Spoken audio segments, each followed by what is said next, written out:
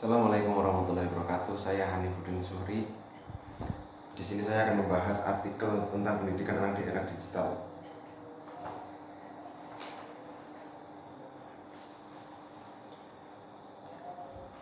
Langsung saja ke pembahasan.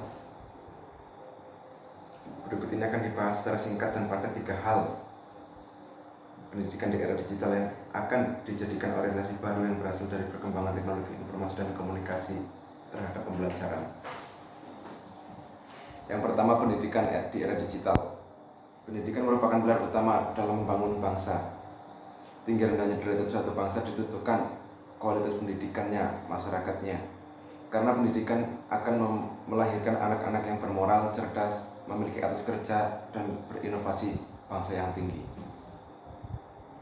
Oleh karena itu, penting dalam sebuah pendidikan adalah menumbuhkan atau mengembangkan seluruh potensi yang dimiliki manusia sehingga beralat cerdas, kreatif, inovatif, dan responsif. Seiring dengan zaman, institusi pendidikan beradaptasi dan menawarkan berbagai program pendidikan baru. Namun ada satu faktor mendasar yang sangat penting di era digital yang tak tergantikan oleh komputerisasi, yaitu kemampuan berpikir kreatif. Menurut riset Nesta Foundation di Inggris, seiring dengan kemajuan teknologi, keterampilan kreatif menjadi sesuatu yang sangat penting, yang berarti bahwa suatu industri yang memiliki spesialisasi dalam bidang kreatif akan mempunyai peluang besar di era digital. Kemampuan berpikir kreatif adalah fondasi untuk inovasi baru yang menghasilkan solusi dan gagasan. Berpikir kreatif juga berarti menghubungkan hal-hal yang sudah kita ketahui untuk menjadi lebih sempurna. Poin yang kedua, pendidikan anak berdasarkan jenjang pendidikan. Persoalan besar pendidikan di era digital bagi orang tua maupun guru di era globalisasi ini seperti sekarang adalah persoalan siapa yang mendidik anak bertanggung jawab penuh dalam tanggung jawab atas pendidikan anak saat ini. Orang tua adalah guru moral pertama anak-anak yang memberi pengaruh paling yang dapat bertahan lama, karena anak-anak berganti guru setiap tahunnya, akan tetapi mereka memiliki satu orang tua sepanjang masih dalam pertumbuhan. Hubungan anak dan orang tua mengandung signifikasi emosional khusus yang bisa menyebabkan anak-anak merasa dicintai atau berharga. Kemudian poin yang ketiga atau yang terakhir, nilai dan makna perubahan pendidikan di era digital. Pengembangan era digital pada hakikatnya ditunjukkan untuk meningkatkan kesejahteraan masyarakat. Kenyataannya menunjukkan telah membawa perubahan penting dalam perkembangan peradaban dunia, terutama ekonomi. Bahkan abad ke-21 diyakini akan menjadi abad baru yang disebut era informasi ekonomi atau digital economic, dengan ciri khas perdagangan yang memanfaatkan peralatan ekonomi. Keadaan ini mengakibatkan adanya pergeseran paradigma strategis pembangunan masyarakat di dunia era industri menuju informasi. Kecenderungan dunia pendidikan di Indonesia pada masa yang mendatang hubungannya dengan perkembangan digital sebagai berikut. Yang pertama, berkembangnya pendidikan terbuka dengan cara belajar jarak jauh atau distance learning.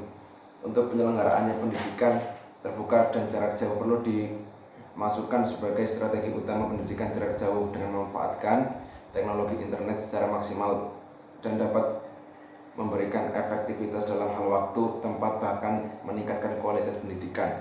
Yang kedua, terjadinya sharing resource atau berbagi sumber daya antara lembaga pendidikan dan pelatihan. Kemudian yang ketiga, perpustakaan dan instrumen pendidikan lainnya, misalnya guru dan laboratorium, berfungsi sebagai fasilitator, bukan sebagai sumber informasi.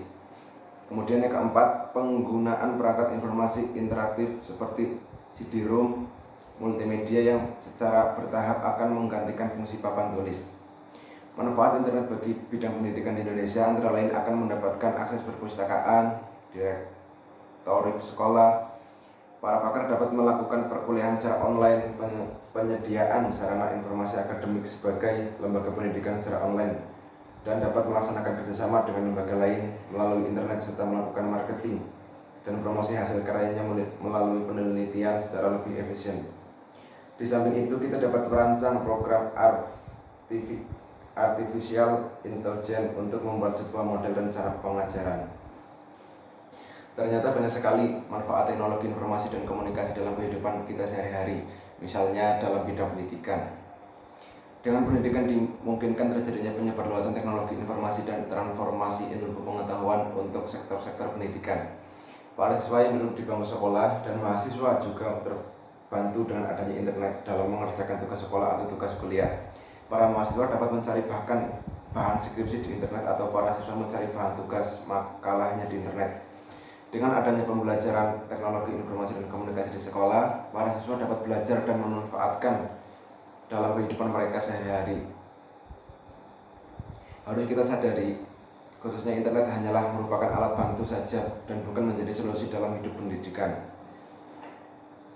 formal maupun informal. Bagaimanapun, pendidikan yang bermutu didapat dari para pendidik yang bermutu ditambah dukungan pemerintah dengan kurikulum yang sesuai dengan kebutuhan siswa didik yang diimplementasikan dengan benar dan kreatif. Manfaat dan dampak pendidikan anak di era digital. Teknologi informasi adalah suatu cara bagi pengguna media untuk mengkomunikasikan hal yang ingin mereka sampaikan kepada orang lain. Penggunaan informasi dapat berdampak buruk dan baik. Dampak baiknya kita memperoleh banyak informasi dari teknologi yang canggih yang banyak bermunculan belakangan ini. Dampak buruknya mungkin ada orang yang lain yang mengartikan arti teknologi. Dampak positif dan negatif pemanfaatan teknologi informasi dan telekomunikasi antara lain. Yang pertama, manfaat digital antara lain. 1. Informasi yang dibutuhkan akan semakin cepat dan mudah diakses untuk kepentingan pendidikan. Yang kedua, konsultasi dengan pakar. Konsultasi dengan para ahli di bidangnya dapat dilakukan dengan mudah walaupun ahli tersebut berada di tempat yang jauh. Perpustakaan online. Perpustakaan online adalah perpustakaan dalam bentuk digital. Yang keempat, diskusi online. Diskusi online adalah diskusi yang dilakukan melalui internet. Kemudian, dampak negatif digital. Yang pertama, kemajuan juga akan semakin mempermudah terjadinya pelanggaran terhadap hak atas kekayaan intelektual atau haki. Karena semakin mudahnya mengakses data menyebabkan orang yang bersifat plagiatis akan melakukan kecurangan. Yang kedua, walaupun sistem administrasi suatu lembaga pendidikan bagaikan sebuah sistem tanpa celah, akan tetapi jika terjadi suatu kecerobohan dalam menjalankan suatu sistem tersebut akan berakibat fatal.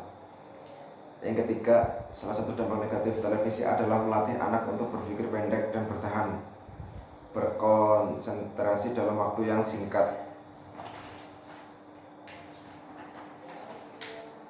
Kesimpulannya, tuntutan pembelajaran di masa kini harus bersifat terbuka dan dua arah, beragam, multidisipliner, serta terkait dengan produktivitas kerjanya. Teknologi informasi dan telekomunikasi dengan mudah dan murah akan menghilangkan batasan-batasan ruang dan waktu yang selama ini membatasi dunia pendidikan dewasa. Dari pembahasan di atas yang disimpulkan bahwa perkembangan teknologi informasi telah membawa transisi perubahan dari komunitas pengetahuan melalui komunitas dinamis berbasis informasi dan komunikasi digital. Hal ini membawa orientasi baru terhadap bagaimana pembelajaran selanjutnya dilakukan, yang selanjutnya membawa pengaruh baru juga terhadap tanggung jawab, sensitivitas sosial, dan kemampuan logika serta kejujuran. Semua hal di akhirnya berpengaruh pada peran baru orang tua dan guru. Dalam era digital global hendaknya paling tidak dilakukan reorientasi pembelajaran, yaitu pembelajaran yang memusatkan pada konstruksi pencarian dan penemuan. Pembelajaran yang merencanakan pada kreativitas dan inisiatif, pada pembelajaran yang menekankan pada interaktif dan kerjasama. Sekian untuk video kali ini, kurang lebihnya mohon maaf. Assalamualaikum warahmatullahi wabarakatuh.